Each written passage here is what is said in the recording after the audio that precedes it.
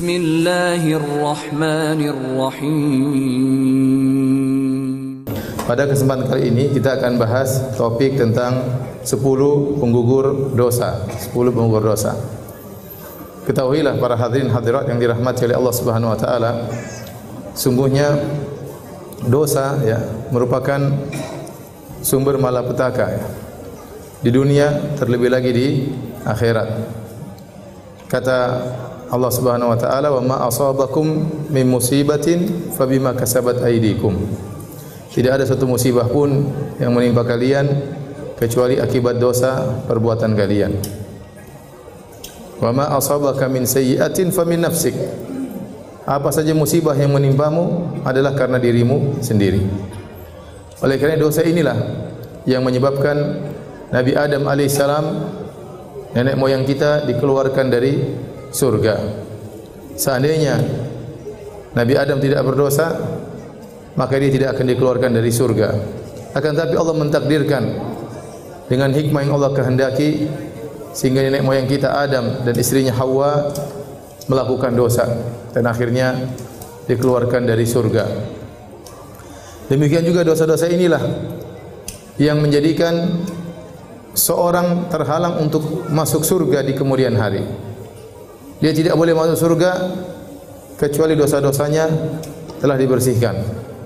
Kalau ternyata ditimbang dosa-dosanya lebih berat daripada kebaikannya, maka dia akan masuk neraka. Wa amma man khaffat mawazinuhu fa ummuhu hawiyah. Wa ma adraka ma hiya narun hamiyah.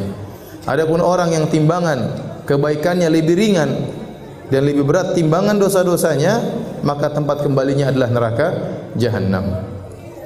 Seorang muslim yang bertauhid, yang tidak melakukan kesyirikan, tetapi dia terjerumus dalam dosa-dosa, ujung-ujungnya dia akan masuk surga selama dia tidak kafir, selama dia tidak musyrik.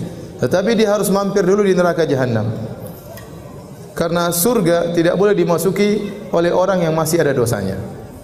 Maka dia akan dibakar di neraka jahanam sampai waktu yang ditentukan oleh Allah Subhanahu wa taala, kemudian baru dikeluarkan dari neraka, baru masuk surga. Apa yang menghalangi dia masuk surga? Karena dosa-dosa yang dia lakukan. Oleh karenanya penting bagi kita untuk mengenal perkara-perkara apa yang bisa menggugurkan dosa-dosa kita, sehingga tatkala kita bertemu dengan Allah Subhanahu wa taala, maka kita bisa bertemu dengan dosa-dosa yang telah digugurkan, sehingga Allah masukkan kita dalam surga secara langsung. Semoga Allah Subhanahu wa taala masukkan kita semua dalam surganya. Amin ya rabbal alamin. Tema ini sebenarnya saya ambil dari sebuah tulisan yang ditulis oleh Syekhul Islam Ibn Taimiyah rahimahullahu taala dalam kitabnya Al-Iman atau dalam Majmu' Al-Fatawa jilid 7 halaman 487 sampai halaman 500 sekian. Yang beliau ingin membantah pemahaman yang menyimpang yang menyangka bahwasanya dosa-dosa itu hanya bisa gugur dengan taubat. Selain taubat maka dosa-dosa tidak gugur. Maka beliau ingin menjelaskan bahwasanya ada sebab-sebab yang lain yang bisa membuat seseorang digugurkan dosa-dosanya selain taubat. Maka beliau sebutkan penyebab gugurnya dosa-dosa ada 10 sebab. Ya, saya bacakan perkataan beliau, kemudian kita akan jelaskan satu persatu. Kata beliau rahimahullahu taala, "Qad dallat nususul kitabi wa sunnah ala anna uqubatadz dzunubi tazulu 'anil 'abdi binahwi 'asyrati asbabin." Telah ditunjukkan oleh Al-Qur'an dan sunnah-sunnah Nabi sallallahu alaihi wasallam bahwasanya hukuman terhadap dosa itu bisa hilang dari seorang hamba dengan sekitar 10 sebab. Dengan sekitar 10 sebab. Maka beliau sebutkan satu persatu dan kita akan jelaskan. Ahaduha, sebab yang pertama, at-taubatu adalah bertobat kepada Allah Subhanahu wa taala, wa hadza muttafaqun alaihi bainal muslimin. Dan ini adalah perkara yang disepakati oleh kaum muslimin. Dan Allah Subhanahu wa taala berfirman, "Qul ya ibadiyalladzina asrafu ala anfusihim la taqnatu min rahmatillah, innallaha yaghfiru dzunuba jami'an innahu huwal ghafurur rahim." Katakanlah kepada hamba-hambaku, wahai hamba-hambaku yang berlebih-lebihan dalam melakukan dosa, Bukan hanya tenggelam dalam dosa, bahkan israf, berlebih-lebihan dalam melakukan dosa. La taqnatu min rahmatillah, janganlah kalian putus asa dari rahmat Allah. Sungguhnya Allah Subhanahu wa taala mengampuni seluruh dosa. Innahu huwal ghafurur rahim. Sungguhnya Allah Maha Pengampun lagi Maha Penyayang. Maka seorang dalam menjalani kehidupannya tidak mungkin dia bebas dari dosa. Pasti dia terjerumus dalam dosa. Dan Nabi SAW sudah mengatakan, istaqimu walan tuhsuh.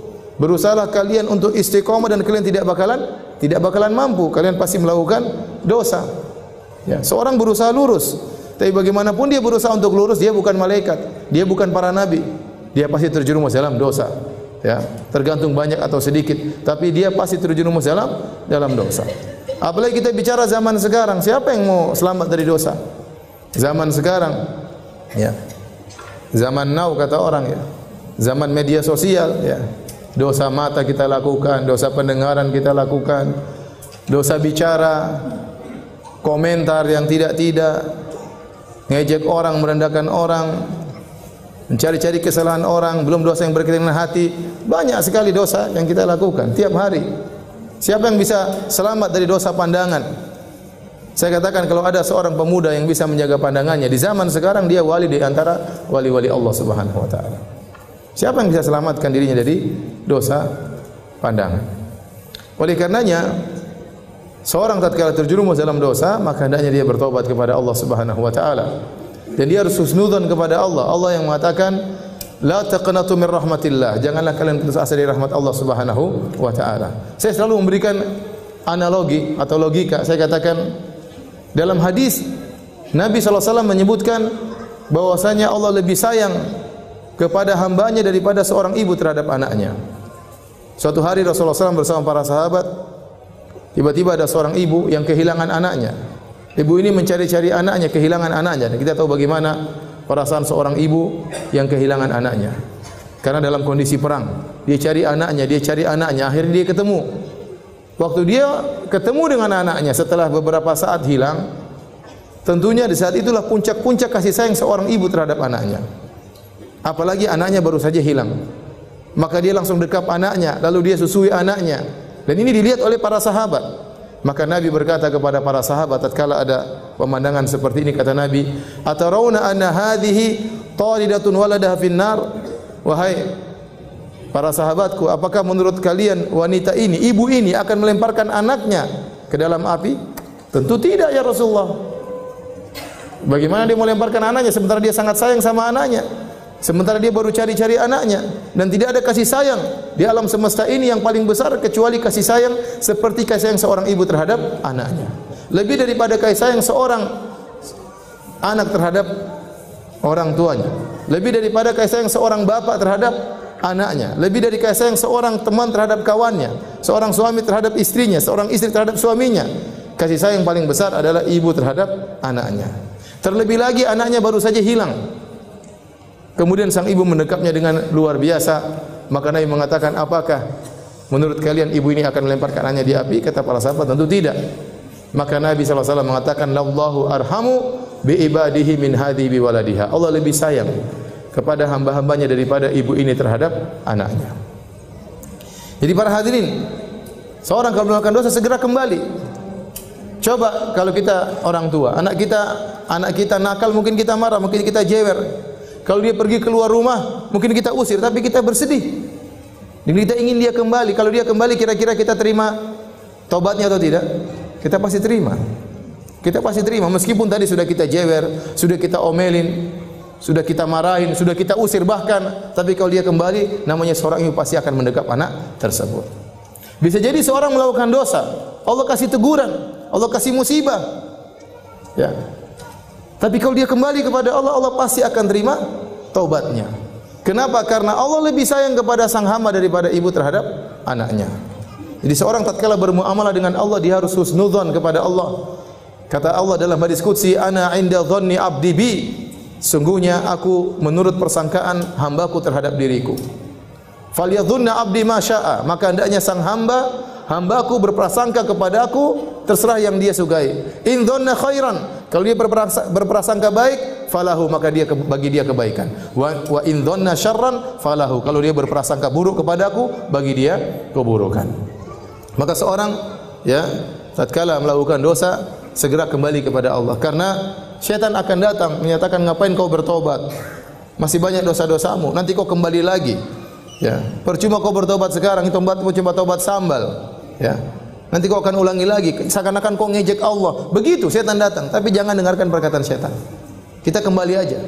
Kalau kita lakukan nanti urusan belakangan, sekarang kita taubat kepada Allah Subhanahu wa taala. Karena Nabi SAW paling sering bertobat. Nabi SAW paling sering beristighfar. Jadi yang pertama yang bisa menggugurkan dosa adalah taubat.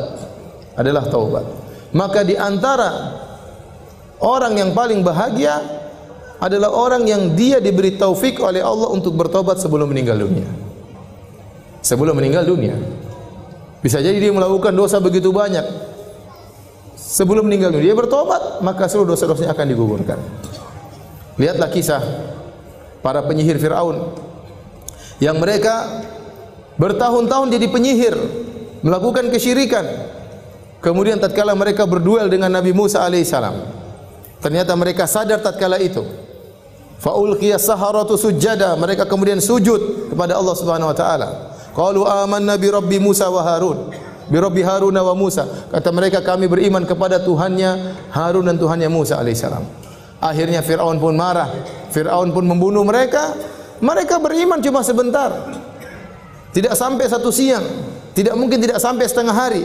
Mereka beriman lantas dibunuh oleh Firaun, tapi mereka masuk surga. Kenapa? Sebelum meninggal mereka diberi taufik oleh Allah untuk bertobat kepada Allah Subhanahu wa taala. Lihatlah kisah yang disebut oleh Nabi tentang pembunuh 100 nyawa. Setelah dia membunuh 99 nyawa, kemudian dia ingin bertobat, dalam hatinya ingin bertobat. Dan demikian para pelaku maksiat. Terkadang dalam hatinya ingin apa? Bertobat. Padahal dia sudah bergelimang dalam kemaksiatan. Ya. Saya tanya sama antum, sama ibu-ibu sekalian, bapak-bapak, membunuh orang dosanya lebih besar atau makan riba? Membunuh orang dosanya lebih besar.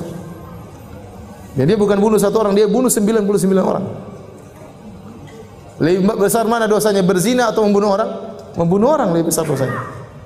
Apalagi bukan satu orang, dia bunuh 99 orang. Dia orangnya sangat emosional, temperamental. Maka dia mencari seorang alim untuk ditanya. Ternyata dia bertemu dengan seorang yang ahli ibadah. Dia bertanya, wahai ahli ibadah, saya sudah membunuh 99 orang. Apakah dosa saya masih bisa diterima tobatnya? Masih bisa diampuni?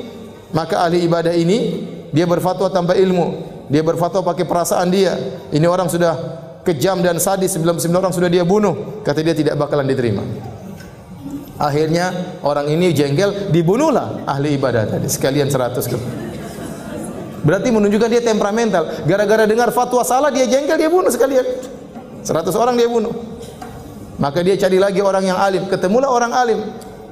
Maka ditanya sama orang alim tersebut, apakah saya masih bisa terima taubatnya setelah membunuh 100 nyawa? Kata orang alim tersebut, masih bisa. Tapi pergilah engkau ke negeri yang lain. Beribadahlah kepada Allah dengan penduduk negeri di situ. Ini orang alim, berfatwa dengan ilmu, bukan dengan perasaan. Dan dia kasih solusi, kalau kau ingin bertobat, tinggalkanlah masa lalumu. Tinggalkanlah kampungmu yang bisa membuat engkau mengingat kembali dosa-dosamu. Pergilah cari komunitas baru. Beribadahlah kepada Allah dengan mereka di sana. Maka orang ini pun berjalan menuju kampung yang lain. Di tengah perjalanan dia meninggal. Dia belum sempat beribadah kepada Allah, tapi dia sudah berjalan menuju kampung tersebut. Ternyata dia meninggal di tengah jalan. Ternyata dia masuk apa? Surga.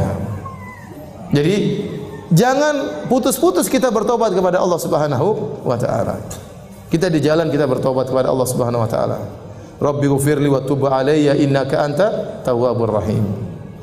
Kalau kita habis wudu kita berdoa, Allahumma ja'alni minat tawwabina wa ja'alni minal mutatahhirin. Ya Allah, jadikanlah termasuk orang-orang yang suka bertaubat. Allah berfirman, innallaha yuhibbut tawwabin. Sungguhnya Allah mencintai hamba-hamba yang suka bertaubat. Di antara nama-nama Allah At-Tawwab, yaitu zat yang maha menerima taubat seorang hamba. Maka seringlah bertobat. Kita tidak tahu kapan nyawa kita diambil oleh Allah Subhanahu wa taala. Ya. Betapa banyak orang mau bertobat dia tunda-tunda. Sebelum dia bertobat ternyata dia meninggal dunia. Sebenarnya mengatakan kapan bertobat? Nantilah kalau sudah umur 60 baru saya bertobat. Baru umur 25 sudah tewas. Jadwalnya masih jauh. Kapan kamu bertobat? Nanti kalau sudah pensiun. Sebelum pensiun sudah dipanggil oleh Allah Subhanahu wa taala. Taib. Terlalu banyak dalil yang menunjukkan Allah Maha menerima taubat. Di antaranya Allah berfirman, "Alam ya'lamu anna Allah huwa yaqbalu taubata an ibadihi." Tidakkah mereka ketahui bahwasanya Allah menerima taubat dari hamba-hambanya? Dalam ayat yang lain, "Wa huwal ladzi yaqbalu taubata an ibadihi wa ya'fu anis sayyi'at." Dialah Allah yang menerima taubat dari hamba-hambanya dan maafkan kesalahan-kesalahan. Dan ayat-ayat seperti ini sangat banyak. Ya. Taib. Ini sebab pertama, mau dibahas tentang masalah taubat tentunya sangat panjang, tapi ini bukan poin kita ya. Kita ingin bahas 10 sebab. Sebab pertama adalah bertobat kepada Allah Subhanahu wa taala. Sebab kedua adalah istighfar. Apa bedanya istighfar dengan taubat? Istighfar dalam bahasa Arab adalah dari istaghfara, artinya talabul maghfirah. Istaf'ala, wazan istaf'ala dalam bahasa Arab artinya talabu syai', meminta sesuatu. Istaghfara yastaghfiru istighfaran, artinya talabul maghfirah, meminta maghfirah. Apa itu maghfirah?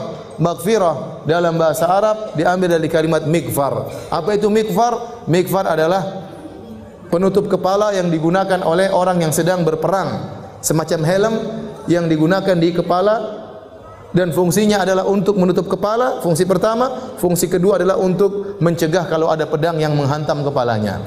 Itu disebut dengan mikfar. Oleh karenanya tidak semua penutup kepala disebut mikfar. Contoh, sorban tidak disebut dengan mikfar meskipun dia menutupi tapi dia tidak melindungi. Contoh, songkok tidak disebut dengan mikfar meskipun dia menutupi tapi dia tidak melindungi. Yang disebut dengan mikfar semacam helm yang dipakai oleh prajurit, itu yang disebut dengan mikfar. Dan Nabi SAW waktu berperang dia menggunakan mikfar. Jadi itulah makna maghfirah. Kata Al-Imam Ibnu Qayyim rahimahullahu taala, tatkala seorang mengatakan astaghfirullah, maksudnya ya Allah aku mohon kepada Engkau maghfirah. Itu dua yang aku minta. Ya Allah tutuplah aku dan lindungilah aku. Apa maksudnya tutuplah aku? Tutuplah aib-aibku. Tutuplah dosa-dosa aku. Jangan kau bongkar aib-aibku di hadapan manusia. Di dunia terlebih lagi di akhirat. Jangan kau bongkar aibku di hadapan khalayak. Betapa banyak orang di dunia Allah bongkar aib-aibnya. Dan betapa banyak orang di akhirat Allah bongkar aib-aibnya. Sebagian orang aibnya di dunia tertutup, di akhirat Allah bongkar aibnya. Sebagian orang di dunia aibnya dibongkar, di akhirat lebih lagi dibongkar. Sebagian orang aibnya di dunia tertutup, di akhirat juga tertutup. Makanya di antara doa yang kita baca pagi dan petang, Allahumma astur aurati wa amin rawati. Ya Allah tutuplah auratku, tutuplah aib-aibku, tutuplah dosa-dosaku. Ya Sittir, wahai zat yang maha menutup dosa-dosa. Minta kepada Allah. Di antara makna astaghfirullah artinya ya Allah tutuplah aib-aibku. Tutuplah dosa-dosaku. Kita ini melakukan dosa. Kalau Allah bongkar dosa-dosa kita, enggak ada yang mau duduk sama kita. Enggak ada yang mau bergaul sama kita. Enggak ada yang mau ketawa ketiwi sama kita. Kalau dosa-dosa kita dibongkar oleh Allah Subhanahu wa taala. Makanya Muhammad bin Wasi' berkata rahimahullahu taala, "Lau kana lidzunubi rihun ma jalasa ilayya ahad." Kalau seandainya dosa-dosa itu ada aromanya, bisa tercium, seorang pun tidak akan mau duduk dengan saya. Tetapi kita menjadi mulia, kita dihormati oleh orang lain, disegani oleh orang lain, bukan karena kita yang mulia, tetapi karena dosa-dosa kita ditutup oleh Allah Subhanahu wa taala. Oleh karena seorang banyak mengucapkan astaghfirullah, astaghfirullah. Kemudian saya minta kepada Engkau yang kedua, yaitu perlindungan. Artinya ya Allah janganlah kau jadikan dosa yang aku lakukan ini berdampak buruk kepada aku. Karena dosa itu pasti ada dampak buruknya, pasti ada dampak buruknya. Maka tatkala seorang perbanyak istighfar, maka dampak buruk tadi tidak jadi. Bahkan sebagian salaf mengatakan, demi Allah saya mengetahui dampak dari maksiatku pada kendaraanku dan pada pembantuku. Dia tahu, oh ini tadi saya maksiat makanya terjadi seperti ini. Seorang bisa jadi gara-gara dia maksiat, kelakuan suaminya berubah. Mulai tidak cinta sama dia, mulai kasar sama dia. Jadi seorang laki bermaksiat, akhirnya kelakuan istrinya berubah atau kelakuan anak-anaknya berubah. Dampak maksiat. Oleh karenanya makna istighfar, ya Allah aku mohon kepada Engkau tutup aib-aibku. Yang kedua, jauhkan aku dari dampak maksiat tersebut. Maka sungguh beruntung orang yang banyak istighfar. Kata Nabi sallallahu alaihi wasallam, tuba liman wajada fi sahifatihi istighfaran katsiran. Sungguh beruntung orang yang mendapati dalam catatan amalnya banyak istighfar. Sekarang ini ibu-ibu, ya, banyak waktu kita terbuang, Bapak-bapak sekalian. Saya kalau di Arab Saudi saya sering lihat ada tulisan imla awqatak bil istighfar. Kita lagi ngantri ada tulisan isi detik-detikmu dengan istighfar. Kita kalau di Saudi kita jalan dari Mekah ke Madinah, di tengah-tengah ada tulisan subhanallah. Di tengah tulisan alhamdulillah. Kenapa orang yang bersafar agar ingat kepada Allah kemudian dia berzikir di tengah jalan. Betapa sering saya lihat orang ngantri, mereka sambil berzikir. Astagfirullah, astagfirullah, astagfirullah, astagfirullah. Sekarang mulai berubah dengan adanya medsos. Sekarang orang ngantri langsung buka Facebook.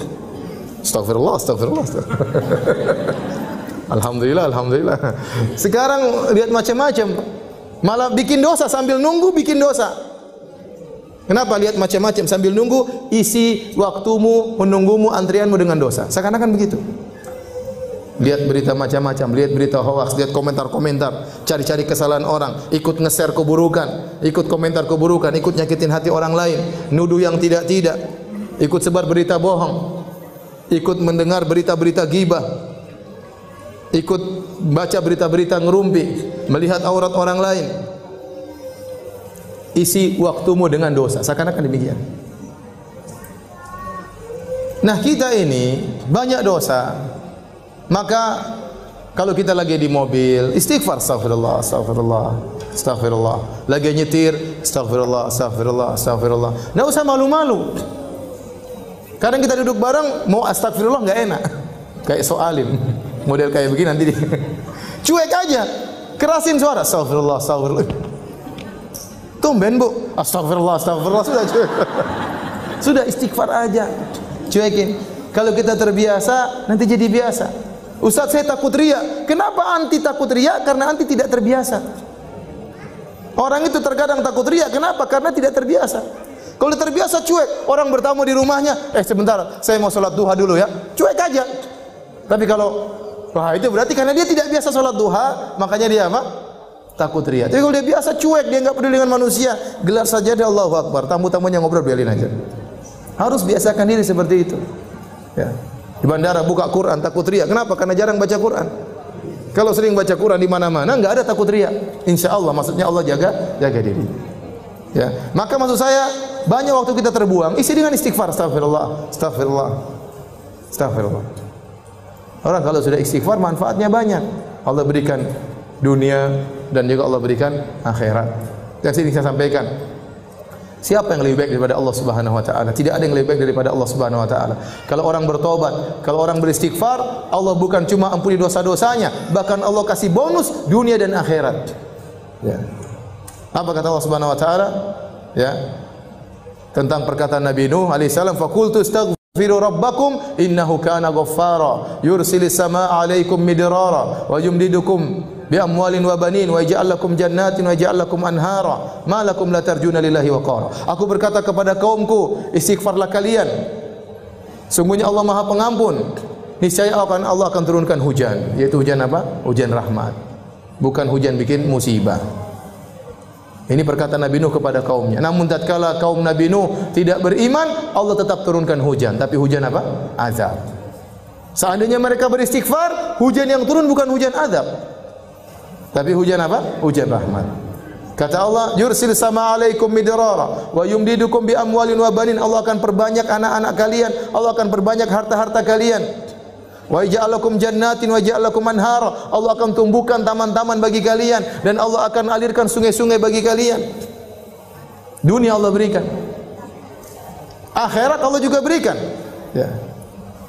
Ya ayyuhalladzina amanu tubu ila Allahi taubatan nasuha. Asa rabbukum ayyukaffira ankum sayyi'atikum wa yudkhilakum jannatin tajri min tahtihal anhar. Wahai orang yang beriman, bertaubatlah kepada Allah dengan taubat yang nasuha. Niscaya Allah akan hapuskan dosa-dosa kalian. Apakah titik? Belum, masih koma. Ada kelanjutannya. Wa yudkhilakum jannatin tajri min tahtihal anhar. Allah masukkan kalian ke dalam surga yang mengalir di bawahnya sungai-sungai. Siapa yang lebih baik daripada Allah? Tidak ada yang lebih baik daripada Allah Subhanahu wa taala. Manusia, kalau kita berbuat salah kepadanya, kita minta maaf, dia cuma maafkan, tidak kasih bonus.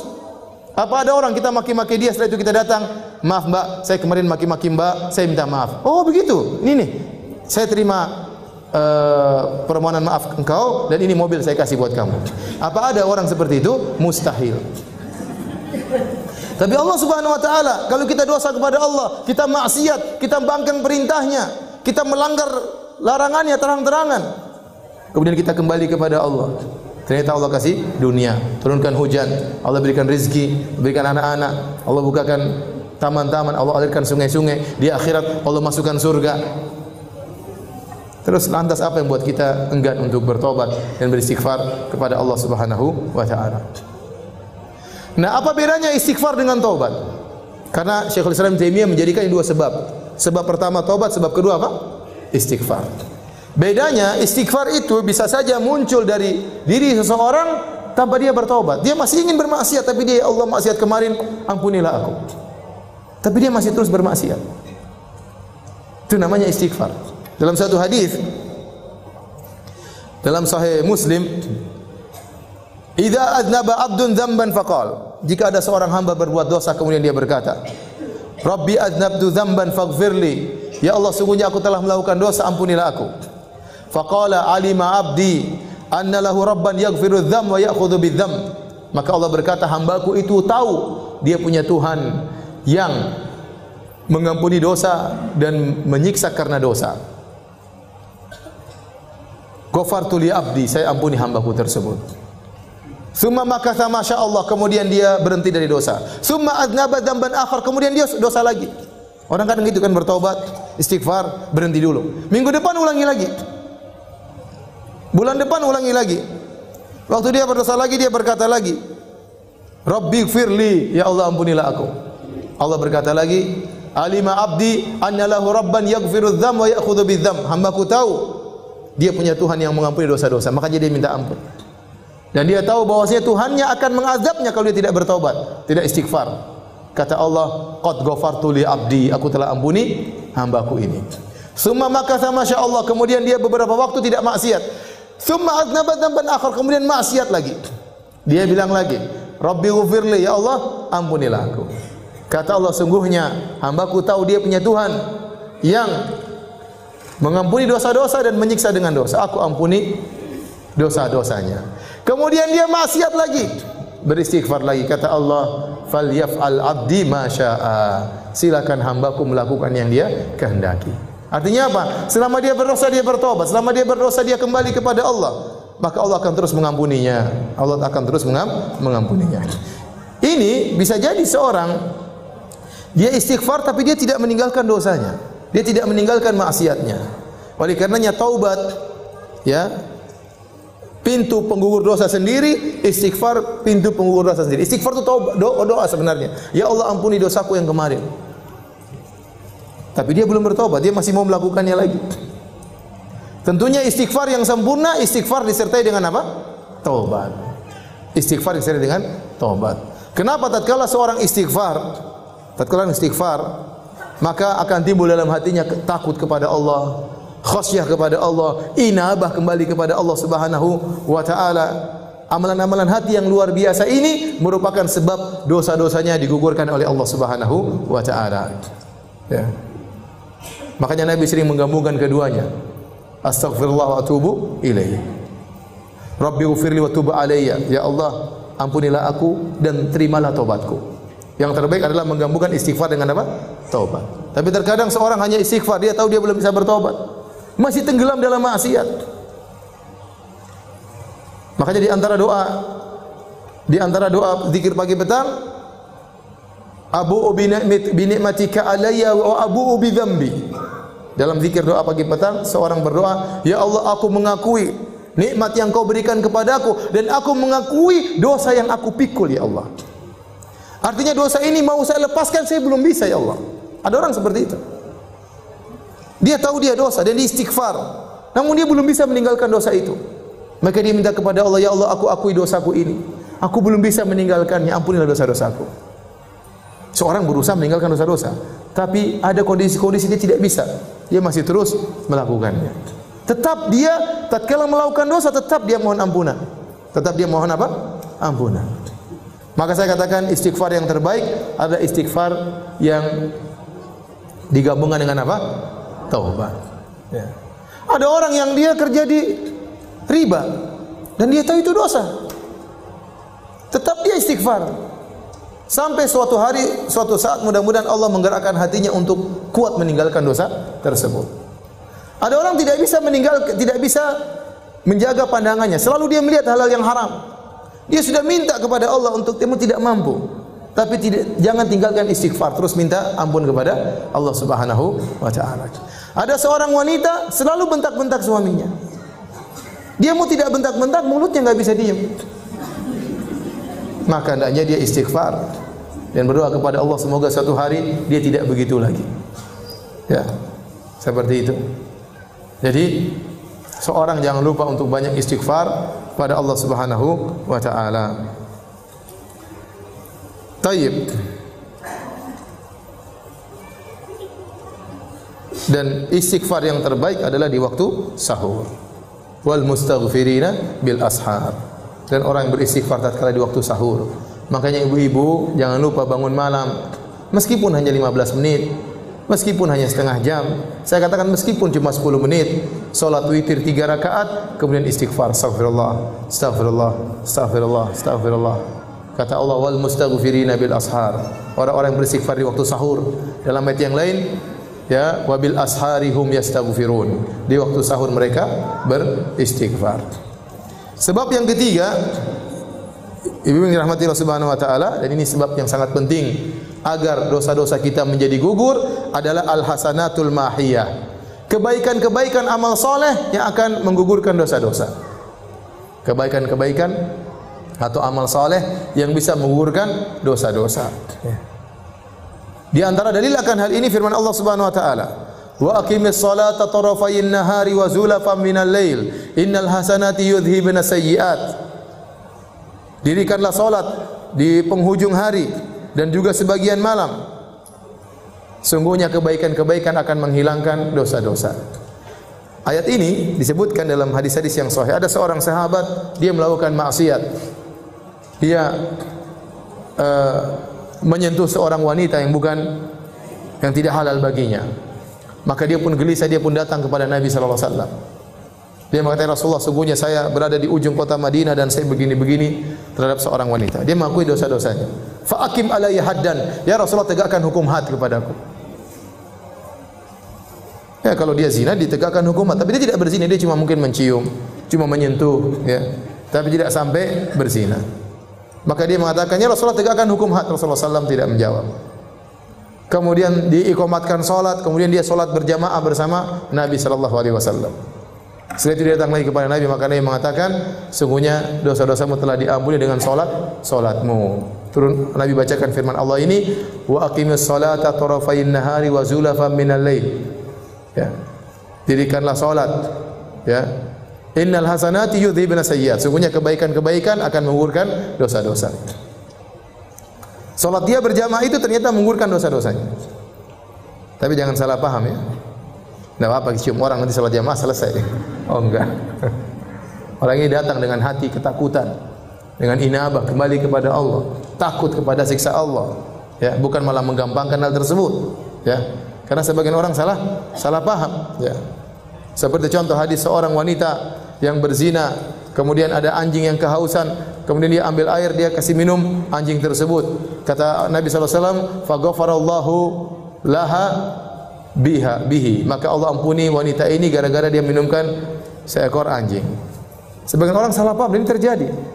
Waktu saya pernah ceramah tentang bahayanya zina, kata dia, Ustaz jangan nakut-nakutin. Itu ada pezina diampuni Allah, kasih minum apa?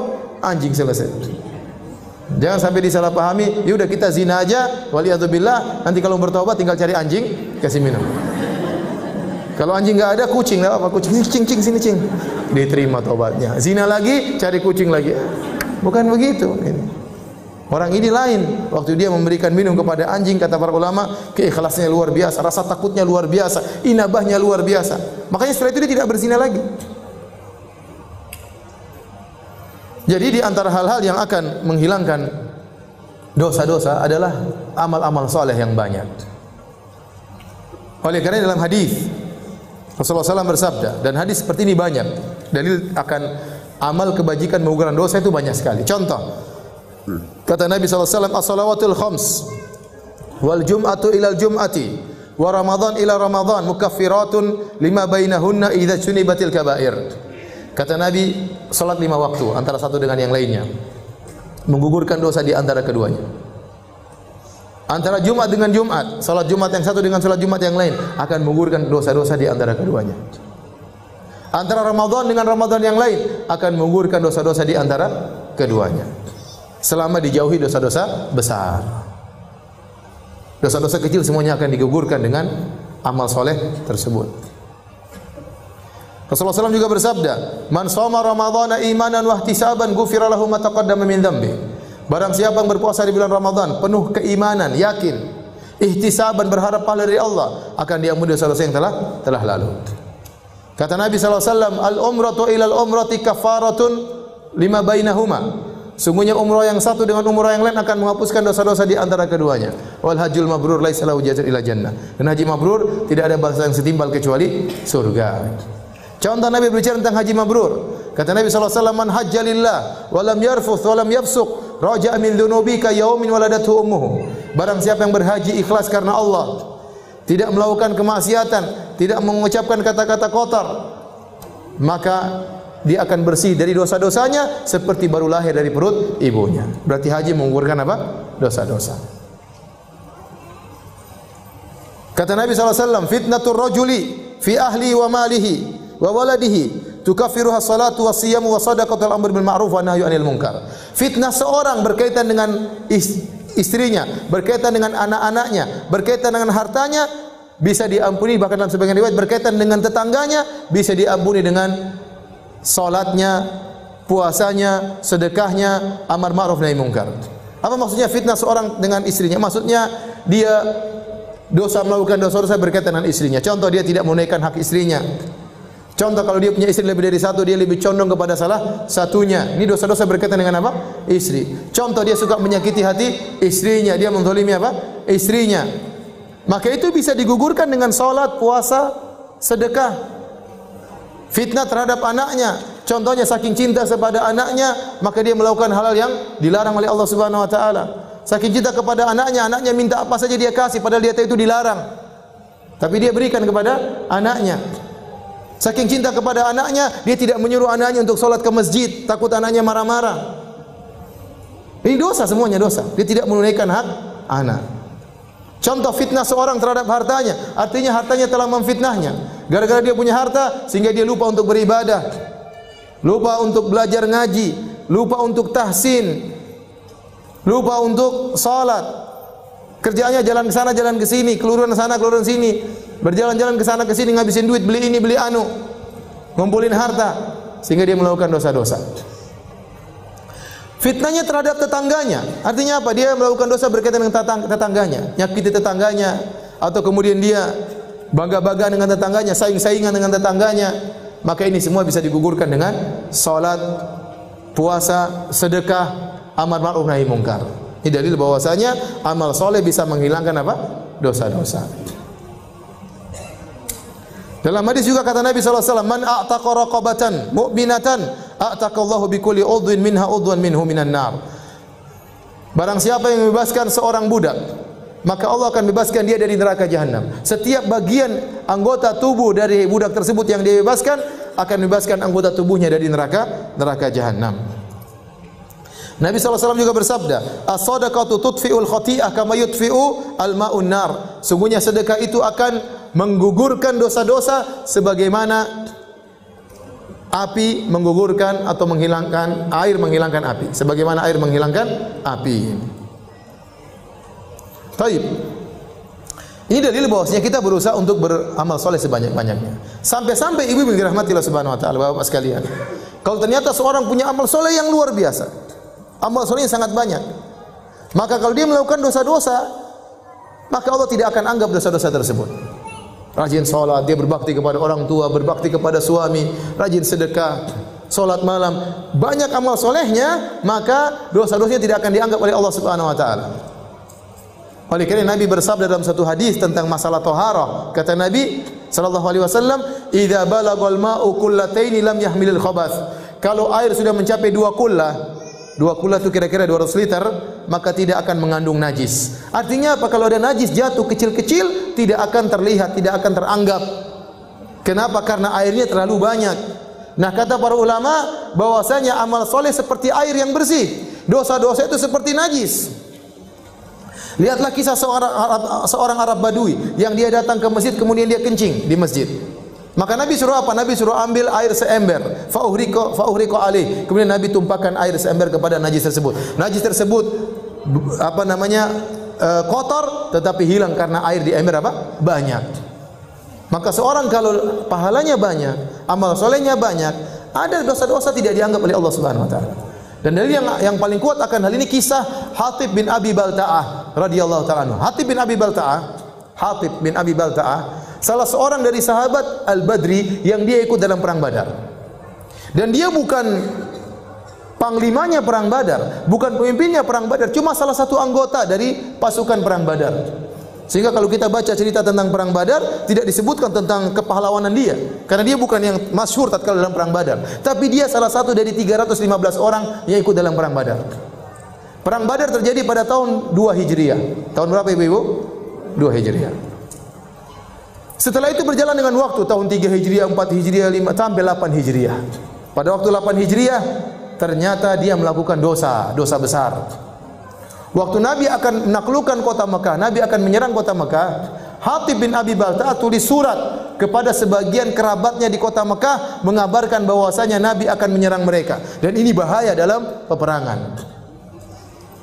Karena musuh akan mengetahui penyerangan Nabi, khawatir mereka akan melakukan persiapan, mereka bisa mengumpulkan pasukan untuk melawan Nabi SAW. Padahal Nabi ingin melakukan serangan tiba-tiba. Hatib bin Abi Balta'ah tulis surat. Kemudian dikirim lewat seseorang. Ya.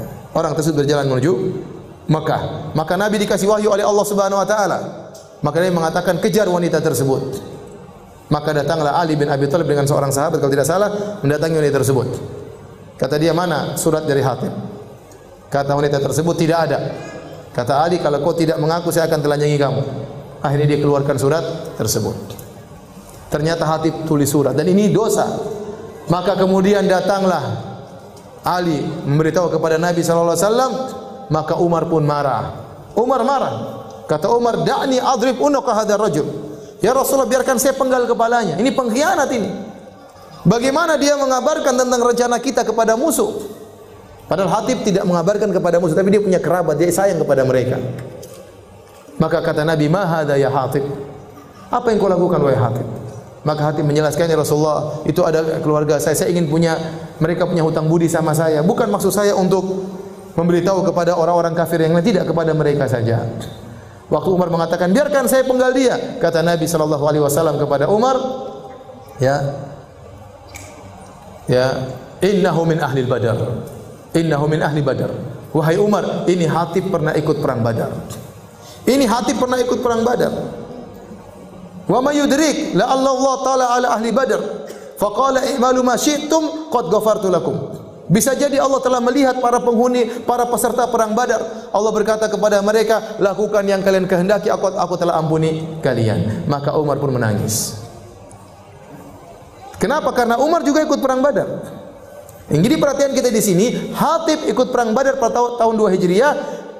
6 tahun kemudian dia bermaksiat. Ternyata maksiat tersebut dimaafkan oleh Allah. Kenapa? Karena dia pernah ikut perang Badar. Kenapa dia pernah melakukan amal soleh yang luar biasa? Sebanyak, kalau kita katakan air di sungai atau air di lautan. Dosa yang dia lakukan tadi waktu dimasukkan ke dalam lautan kebaikannya lebur, tidak ada nilainya. Maka seorang berusaha melakukan amal soleh sebanyak-banyaknya. Mumpung masih muda, mumpung masih bisa baca Quran, mumpung masih kuat sholat. Kalau masih bisa sholat, segera sholat banyak-banyak. Nanti ada waktu nggak bisa sholat lagi, rukuk saja setengah mati, sudah nggak bisa 90 derajat, sudah miring begini. Ada yang sudah tidak bisa, sudah sholatnya di tempat duduk, nggak bisa. Sekarang masih giat sholat terus, masih giat baca Quran, masih giat sedekah, masih punya duit sedekah. Kumpulkan pahala sebanyak-banyaknya. Kumpulkan lautan kebaikan. Karena kalau kita punya lautan kebaikan, ada maksiat terkadang tidak dianggap oleh Allah Subhanahu wa taala. Demikian juga kata Nabi dalam satu hadis, la yadkhulun nara ahadun baya'a tahta hadhihi syajarah. Seorang yang tidak akan masuk neraka seorang pun yang membaiat aku di bawah pohon ini, itu syajaratul ridwan, pohon ridwan. Ini Nabi ucapkan tatkala tahun 6 Hijriah, tatkala Nabi ingin umrah bersama sekitar 1.400 orang atau 1.400 orang sahabat. Kemudian mereka membaiat Nabi, siap membela Nabi sampai titik darah penghabisan. Maka Nabi berkata, tidak akan masuk neraka seorang pun yang membaiat aku di bawah pohon ini. Artinya apa? Amalan mereka sangat luar biasa. Kalau mereka melakukan dosa-dosa tidak akan dianggap oleh Allah Subhanahu wa taala. Jadi kalau seorang melakukan dosa segera lakukan kebaikan. Apa kata Nabi sallallahu alaihi wasallam? Wa atbi'is sayyi'ata al-hasanata tamhuha. Kalau kau melakukan keburukan segera tutup dengan kebaikan, niscaya kebaikan tersebut akan menghapus dosa-dosamu. Jadi ibu-ibu dirahmati Allah Subhanahu wa taala, Bapak sekalian, kalau kita melakukan dosa, segera kita lakukan banyak kebajikan-kebajikan. Kebajikan-kebajikan besar diantaranya berbakti sama orang tua. Ibu-ibu, kebajikan paling besar adalah berbakti kepada suami, urus anak-anak. Ya. Saya ulangi, ibu-ibu, kebajikan paling besar apa? Berbakti sama siapa? Masya Allah, ibu sudah pintar-pintar semuanya. Ya. Tinggal dipraktekkan ya, tinggal dipraktekkan. Bukan cuma teori doang ya. Ini pahala-pahala yang sangat besar. Sabar, ya. Berjuang ya, dan yang lainnya.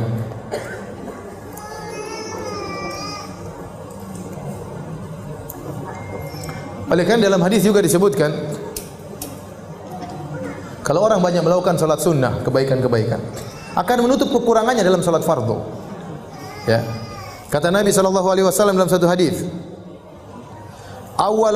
inna awwala ma yuhasabu alaihi al-abdu min amali yaumal qiyamah as-salat. Yang pertama kali dihisap oleh seorang hamba dari amal solehnya adalah salat. Fa in akmalaha, kalau dia sempurnakan salatnya maka sungguh indah amalannya. Wa illa, kalau tidak, ternyata salatnya ada kurang-kurangnya, tidak sempurna, qila, maka dikatakan unduru hal lahu min tatawwu'in, lihatlah apakah ada salat sunnahnya. Fa in kana lahu tatawwu'un ukmilat bihil fariidhah. Kalau dia ternyata punya pahala salat sunnah, maka untuk menambal kekurangan salat fardunya.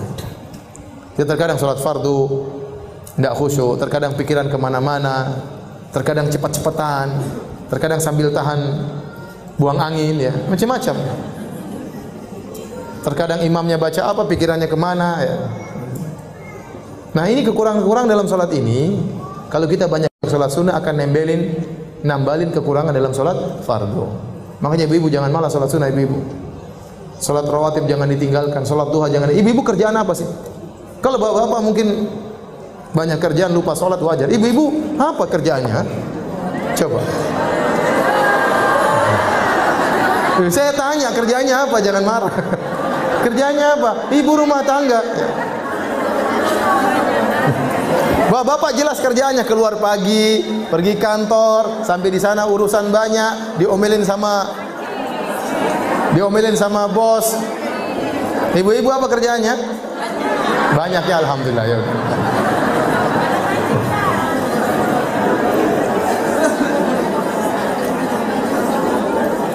Ibu-ibu baper banget ya. Santai aja ya. Jadi mumpung kita ada umur, mumpung kita ada tenaga, mumpung ada waktu, jangan lupa salat sunnah ya. Salat sunnah, jangan malas. Salat rawatib ya. Sebelum salat, sesudah salat, jangan malas. Taib.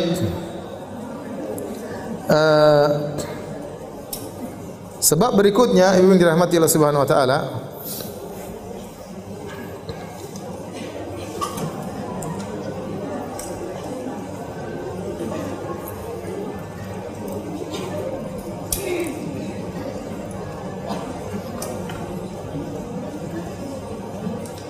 tadi sebab yang keberapa?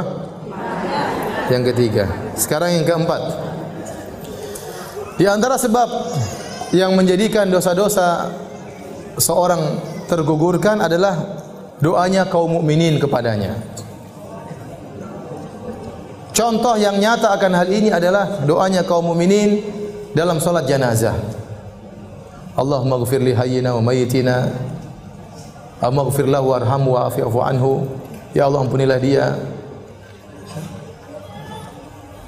rahmatilah dia, dan seterusnya. Oleh karena disyariatkan salat jenazah. Salat jenazah itu intinya apa? Intinya doa. Makanya enggak ada ruku, makanya enggak ada sujud. Dibuka cuma Al-Fatihah, salawat kepada Nabi, kemudian berdoa. Sebagaimana kalau kita berdoa, dianjurkan memuji Allah, terus bersalawat baru kita minta.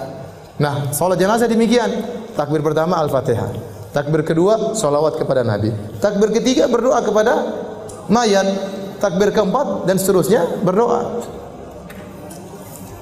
Nah, kalau orang berdoa untuk mayat maka dosa-dosanya akan digugurkan oleh Allah Subhanahu wa taala. Dalam satu hadis dari Anas bin Malik radhiyallahu taala anhu dari Nabi sallallahu alaihi wasallam, beliau berkata, "Ma min mayyitin yusalli alaihi ummatun minal muslimin yabluguna mi'atan kulluhum yashfa'una illa syuffi'u fihi." Tidaklah seorang mayat meninggal kemudian disolatkan oleh 100 orang-orang Islam, kaum muslimin.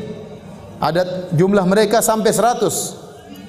Ya, semuanya berdoa kecuali mereka akan diberi syafaat untuk mayat tersebut.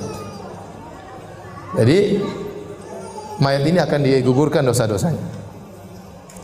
Dalam hadis yang lain, an Ibnu Abbasin, dari Ibnu Abbas radhiyallahu taala anhuma, qala sami'tu Rasulullah sallallahu alaihi wasallam yaqul, aku mendengar Rasulullah sallallahu alaihi wasallam bersabda, "Ma min rajulin muslimin yamutu," tidaklah seorang muslim meninggal dunia, "fayaqumu ala janazatihi arba'una rajulan," maka kemudian menyolatkannya 40 orang lelaki, la yusyrikuna billahi syai'an, dan mereka tidak berbuat syirik sama sekali, illa syafa'ahumullahu fih, kecuali Allah akan mengizinkan mereka untuk memberi syafaat kepada mayat tersebut. Jadi kalau ibu meninggal dunia, kalau bisa orang-orang yang bertauhid yang menyolatkan. Kalau ada 40 orang yang menyolatkan kita meninggal dunia, maka insyaallah diberikan izin oleh Allah agar mereka beri syafaat untuk kita. Artinya doanya akan dikabulkan. Syaratnya tidak berbuat syirik sama sekali. Cari orang-orang yang suka ikut pengajian, yang menjauhkan diri sejauh-jauhnya daripada kesyirikan, tidak pakai jimat, tidak percaya kepada tatoyur, tidak percaya dengan angka-angka sial, tidak percaya dengan hal-hal yang tidak benar. Cari orang-orang seperti gitu. Minta agar mereka kalau saya meninggal salatkan saya. Karena kalau ada 40 orang ahli tauhid yang menyolatkan, maka itu akan menggugurkan dosa mayat tersebut. Taib, ini sebab yang keempat, dosa-dosa bisa berguguran dengan doa orang lain. Makanya jangan lupa untuk mendoakan orang tua yang sudah meninggal. Orang tua sekarang sudah tidak bisa kita berbuat baik lagi secara duniawi. Kalau mereka masih hidup, kita bisa ajak makan, kita bisa jalan-jalan, kita bisa mijit-mijit, kita bisa buat mereka tertawa. Mereka sudah meninggal, apa yang mereka butuhkan adalah doa kita. Doa kita. Maka di antara ciri-ciri anak soleh, waladun solihun yad'u lahu. Anak soleh itu ciri-cirinya suka mendoakan orang tuanya. Kalau ternyata ibu-ibu, bapak-bapak tidak pernah mendoakan orang tua, maka ini kesolehannya dipertanyakan. Kesolehannya dipertanyakan. Apakah dia lupa dengan jasa kedua orang tuanya? Baik. Sebab yang kelima yang membantu dosa-dosa seorang digugurkan adalah kalau dia sudah meninggal dunia, ada orang yang melakukan amal kebajikan untuknya. Bisa jadi, saya ulangi, di antara sebab-sebab dosa-dosanya digugurkan adalah orang lain berbuat amal soleh diberikan untuk dirinya. Seorang mayat kalau sudah meninggal dunia, dia bisa mengambil manfaat dari beberapa sisi. Makanya kata Imam Syafi'i rahimahullah ta'ala, yalhaqul mayyit salas. Ada 3 perkara yang bermanfaat bagi mayat. Yang pertama adalah doa, ini dari sisi orang lain. Doa orang lain buat dia. Yang kedua, orang menghajikan atau mengumrahkan dia. Yang ketiga, orang bersedekah atas nama dia. Dan ini ijma ulama bahwasanya sampai. Adapun kalau itu adalah akibat perbuatan dia sendiri, maka tidak ada yang khilaf. Seperti kata Nabi SAW, "Idza matal insan inqata amalu ila min thalath." Kalau seorang meninggal dunia, terputus amalannya. Dia sudah tidak bisa lagi ngaji, tidak bisa lagi sholat, tidak bisa lagi sedekah, tidak bisa lagi puasa, tidak bisa lagi i'tikaf, tidak bisa lagi senyum, tidak bisa apa-apa. Tidak bisa dapat amal soleh. Kecuali 3 perkara yang tidak terputus. Yang pertama, ya, sedekahun jariyah, sedekah jariyah. Dia bangun masjid, orang masih terus sholat di masjid tersebut. Dia cetak buku-buku agama, masih dibaca oleh orang-orang. Dia cetak Quran, Qurannya masih dibaca oleh orang-orang. Dia gali sumur, sumurnya masih dimanfaat oleh orang banyak. Dia bikin program, dia bagi, akhirnya program tersebut dimanfaat oleh banyak orang gratisan. Ini sedekah jariyah. Dia tulis buku, banyak orang yang baca. Dia ceramah di YouTube, ternyata dia sudah meninggal, ceramahnya masih didengar oleh banyak orang dapat hidayah. Ini semua adalah amal jariyah. Di antaranya ilmu yang tafa'u bihi, ilmu yang bermanfaat tadi saya sebutkan tadi. Ilmu bermanfaat tadi, ceramahnya atau bukunya. Ya, kalau sedekah jariyah tadi, dia bangun masjid, dia gali gali sumur, ya, dan airnya terus dimanfaatkan. Ini amal dia. Nah, apakah amal orang lain bisa bermanfaat bagi dia? Kalau amal dia jelas itu hasil usaha dia. Wa laisa lil insani illa ma sa'a. Dan tidak ada bagi manusia kecuali apa yang dia usahakan. Namun ada amal orang lain bermanfaat bagi dia. Tadi kata Imam Syafi'i 3 perkara. Apanya? Doanya orang lain. Kemudian apa? Haji dan umrohkan dia, dan sedekah untuk dia. Jadi kalau ternyata kita punya anak-anak soleh, ternyata anak-anak kita kemudian di kemudian hari memiliki uang, mereka ingin hajikan kita, Masya Allah, kita sudah meninggal dapat pahala haji. Mereka umrohkan kita, kita sudah meninggal dapat pahala umrah. Kemudian mereka bikin masjid, pahalanya untuk bapaknya, sedekah, maka lari kepada bapaknya. Mereka bagi makanan kepada fakir miskin, niatnya untuk bapaknya, untuk ibunya, pahalanya ngalir. Jadi ini akan menggugurkan dosa-dosa kita. Makanya penting kita untuk mendidik anak-anak yang saleh, ya, agar mereka tatkala kita sudah meninggal dunia masih ingat dengan kita. Baik.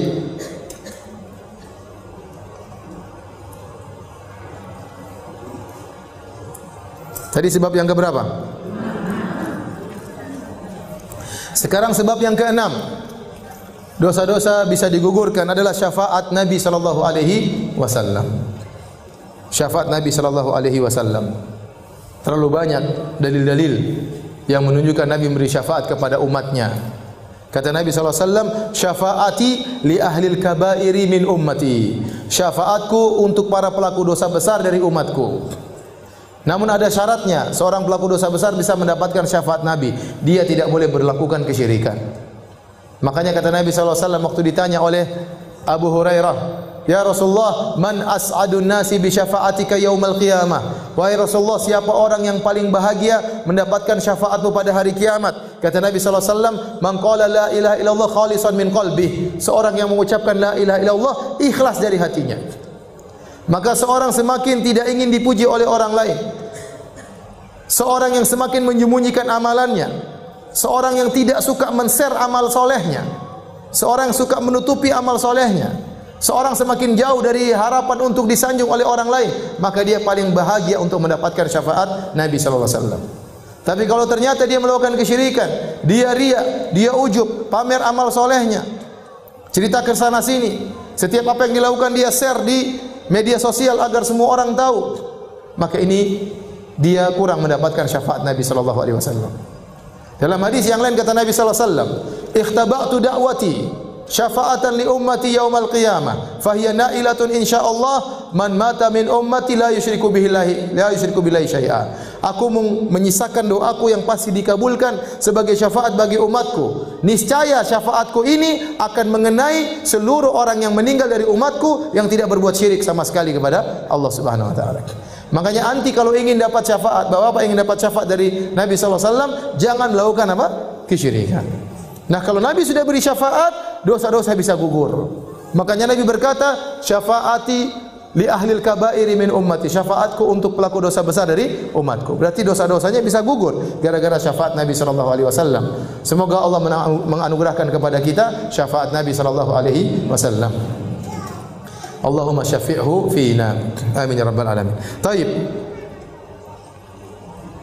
Sebab yang ketujuh. Musibah-musibah yang Allah timpakan kepada seorang hamba untuk menghapuskan dosa-dosanya. Ini terlalu banyak dalilnya. Kata Allah Subhanahu wa taala, "Wa ma asabakum min musibah fabima kasabat aydikum wa ya'fu an katsir." Tidak ada satu musibah pun yang menimpa kalian kecuali akibat perbuatan kalian. Wa ya'fu an katsir, dan Allah banyak mengampuni dosa-dosa kalian. Kalau seandainya setiap dosa dikasih musibah, kita binasa. Tapi Allah hanya memberikan musibah kepada sebagian dosa, sebagian lagi Allah ampuni. Kalau setiap dosa kita lakukan ada musibahnya, kita binasa. Allah mengatakan, "Ma asabaka min sayyi'atin fa min nafsik." Apa saja yang menimpamu dari keburukan itu dari dirimu sendiri. Bahkan dalam satu hadis kata Nabi sallallahu alaihi wasallam, "Ma yusibul mu'min min wasabin wala nasabin wala hammin wala hazanin wala ghammin wala adhan hatta syauka yushakuha illa kafarallahu biha min khotayahu." Kata Nabi sallallahu alaihi wasallam, tidaklah menimpa seorang mukmin wasab, penyakit, dia sakit, kalau dia sabar menghadapinya, menggugurkan dosa. Wala nasabin, dia lelah, letih, capek, maka itu juga akan menghapuskan dosa-dosanya. Wala hazanin, wala hammin, suatu yang dia khawatirkan di depan nanti bagaimana. Perasaan kekhawatiran tersebut, kalau dia sabar menghadapinya, akan menghapuskan dosa-dosa. Wala hazanin, dia ditimpa dengan apa? Kesedihan masa lalu, susah untuk dia lupakan. Wala ghammin, kegelisahan dalam dirinya. Wala adzan, suatu apapun yang mengganggunya, sampai duri yang menusuknya, kecuali akan menggugurkan dosa-dosanya. Jadi semua yang perkara yang tidak kita sukai, kalau menimpa kita kemudian kita menghadapinya dengan baik, maka akan menggugurkan seluruh dosa-dosa kita. Sampai masalah sedih, seorang sedih. Bahkan seorang terkadang dia bingung, saya kenapa ini, kok saya gelisah, kok saya sedih, perasaan saya tidak melakukan dosa. Dia pasti melakukan dosa, cuma dia lupa mungkin.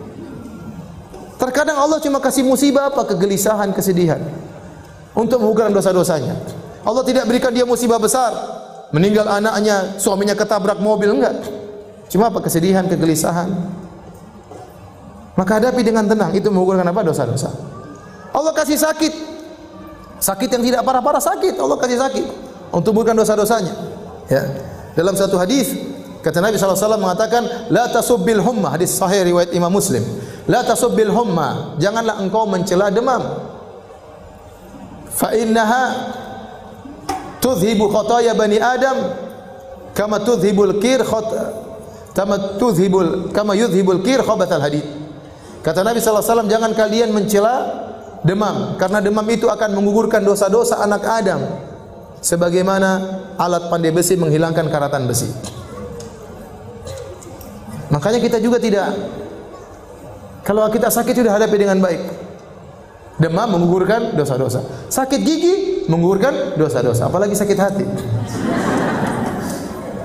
Dosa-dosa. Bukankah disunahkan kalau kita menjenguk orang sakit, kita ucapkan apa? Tahurun insyaallah. Artinya semoga penyakitmu ini menggugurkan dosa-dosa. Jadi semua yang kita rasakan itu, kesedihan itu menggugurkan apa? Dosa-dosa. Ya.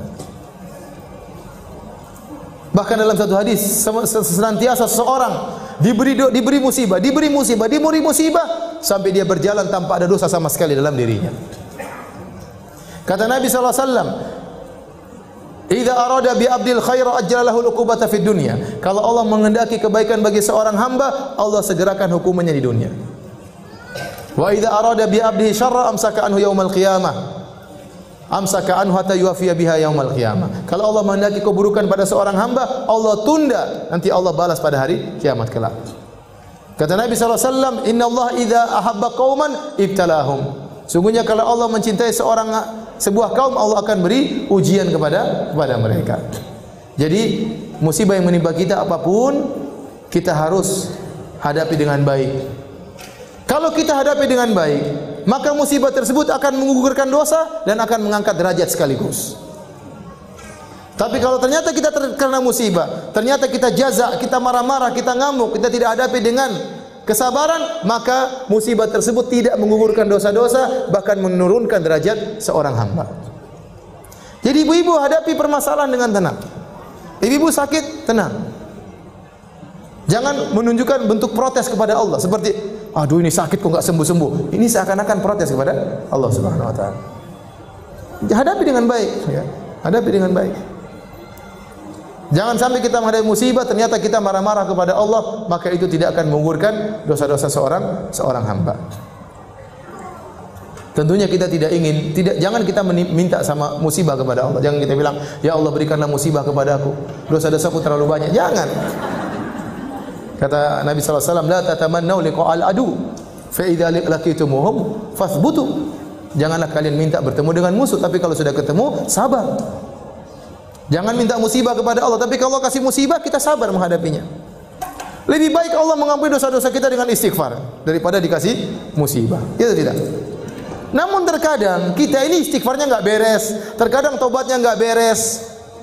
Maka Allah ini masih punya ada dosa-dosa, untuk mencuci dosa-dosa ini Allah kasih musibah. Kenapa? Karena istighfar kita tidak beres, tobat kita tidak beres. Kita sudah bertobat, kita sudah istighfar, ada dosa-dosa kita yang sudah gugur, tapi belum semuanya. Nah ini untuk menggugurkan sisa dosa-dosa yang belum gugur ini, maka Allah kasih apa? Musibah. Jadi ibu sabar kalau menghadapi apa? Musibah. Tapi itu sebab yang keberapa tadi? Ketujuh. Sebab yang kedelapan, ma yahsulu fil qabri minal fitnati wad dhaqtah war raw'ah. Apa yang dialami oleh seorang muslim dalam kuburannya tatkala difitnah, itu ditanya oleh malaikat Munkar dan Nakir dalam kondisi menakutkan. Al-aswadani al-azraqani, kata Nabi SAW, malaikat Munkar dan Nakir dalam kondisi berwarna biru dan dalam kondisi berwarna hitam, mengerikan dilihat, membuat orang lupa dengan jawaban, tidak bisa menjawab pertanyaan malaikat Munkar dan Nakir. Kemudian terjadi dhaqtah, itu dhammah, dia seperti dihimpit oleh kuburan. Setiap orang akan mengalami tersebut dalam kuburannya. Dalam satu hadis, ya Rasulullah sallallahu alaihi wasallam bersabda, "Inna lil qabri dhaqdatan, walau kana ahadun najian minha naja minha Sa'ad bin Mu'adz." Kata Nabi, sungguhnya dalam kuburan itu ada tekanan. Tidak ada seorang pun yang selamat. Seandainya ada orang yang selamat, maka yang akan selamat adalah Sa'ad bin Mu'adz. Siapa Sa'ad bin Mu'adz? Sa'ad bin Mu'adz adalah seorang sahabat yang meninggal karena terkena panah dalam perang Khandaq. Akhirnya dia meninggal dunia. Waktu dia meninggal dunia, kata Nabi SAW, ihtazza arsyur rahman li mauti Sa'ad. Arsy Allah bergetar karena kematian Sa'ad bin Mu'adz radhiyallahu taala anhu. Artinya dia orang yang sangat soleh. Tetapi dia pun tidak lolos dari dhaqtah, dari tekanan dalam kuburan. Tekanan-tekanan seperti ini dalam kuburan itu bukanlah siksa kubur, tapi sesuatu yang dialami oleh seorang mukmin tatkala dalam kuburan. Seperti kelaziman orang masuk dalam kuburan, seperti seorang tatkala di dunia dia sedih, dia merasakan sakaratul maut, bukan berarti karena dosa-dosanya, tidak. Tapi hal itu adalah kelaziman dari kehidupan. Tatkala kehidupan akan meninggalkannya, dia akan merasakan sakaratul maut. Dan itu akan mengurangi dosa-dosa. Sama tatkala seorang masuk dalam kuburan, dia langsung mengalami dhammah, dhaqtah dari dalam kuburan. Itu akan menggugurkan dosa-dosanya. Baru nanti kalau sudah ditanya oleh malaikat Munkar dan Nakir, baru dia akan, kalau bisa jawab, mendapatkan nikmat kubur, kalau enggak bisa jawab, dapat azab kubur. Kata Syekhul Islam Ibnu Taimiyah rahimahullah taala, ini adalah sebab di antara dosa-dosa digugurkan tatkala dalam kuburan seorang mengalami penghimpitan dari kuburan. Sebab yang kesembilan, ahwal yaumil qiyamah wa karbuha wa syada'iduha, yaitu kondisi-kondisi yang berat pada hari kiamat. Karena seorang tatkala dibangkitkan pada hari kiamat dalam kondisi sangat berat, dibangkitkan dalam kondisi tidak beralas kaki, tidak berpakaian, tidak ada harta yang dia bawa, dibawa terik matahari dalam jarak 1 mil, keringat bercucuran, kondisi sangat mengerikan. Kemudian tatkala dia disidang, dia menghadapi kondisi sangat mengerikan, yang menyidang Allah Subhanahu wa taala. Tatkala dihisab, sama juga dia mengalami perkara yang sangat berat. dibongkar aib-aibnya, disebutkan kesalahan-kesalahannya yang selama ini tersembunyikan. Kemudian di mizan tatkala ditimbang. Kemudian tatkala suruh lewat sirat. Bayangkan lewat sirat yang sangat tipis dan sangat tajam. Sementara di samping-sampingnya ada kalalib, khatatif, besi-besi yang siap mencabik-cabik orang yang melewatnya. Semua kondisi hari kiamat sangat mengerikan. Kata Syekh Islam Taimiyah rahimahullah taala, seluruh kondisi-kondisi ini akan mengurangi dosa-dosa seorang hamba. Oleh karenanya di antara orang yang lewat di atas sirat, ada sebagian kaum muslimin yang waktu dia lihat sirat maka tercabik-cabik badannya. Sampai-sampai dia tidak bisa berjalan di atas sirat kecuali dengan perutnya. Tatkala dicabik-cabik oleh besi-besi tersebut di samping sirat, ya, tidak membuat dia masuk neraka, tidak. Dia tetap selamat ke surga, tapi itu akan menggugurkan apa? Dosa-dosanya. Akhirnya dia selamat, akhirnya dia masuk surga. Taib, itu sebab yang ke-9. Sebab yang ke-10, kata Syekhul Islam Taimiyah rahimahullah taala, rahmatullahi wa afuhu wa maghfiratuhu bila sababin minal ibad. Yaitu Allah merahmati, Allah mengampuni, Allah memaafkan tanpa sebab dari hamba. Tetapi karena kasih sayang Allah yang sangat luas, tiba-tiba Allah ampuni begitu saja. Bisa saja Allah melakukan demikian. Makanya dalam ayat Allah mengatakan, "Wa ma asabakum min musibatin fabima kasabat aydikum." Setiap musibah yang menimpa kalian tidak lain kecuali akibat ulah perbuatan kalian. Wa ya'fu an katsir. Dan banyak Allah ampuni dosa-dosa kalian. Tanpa ada sebab, tapi Allah ampuni begitu saja karena kasih sayang Allah Subhanahu wa taala. Ya. Baik. Demikian saja hadirin hadirat rahmatillah subhanahu wa ta'ala, di antara 10 sebab penggugur dosa-dosa. Semoga dosa-dosa kita diampuni oleh Allah Subhanahu wa taala.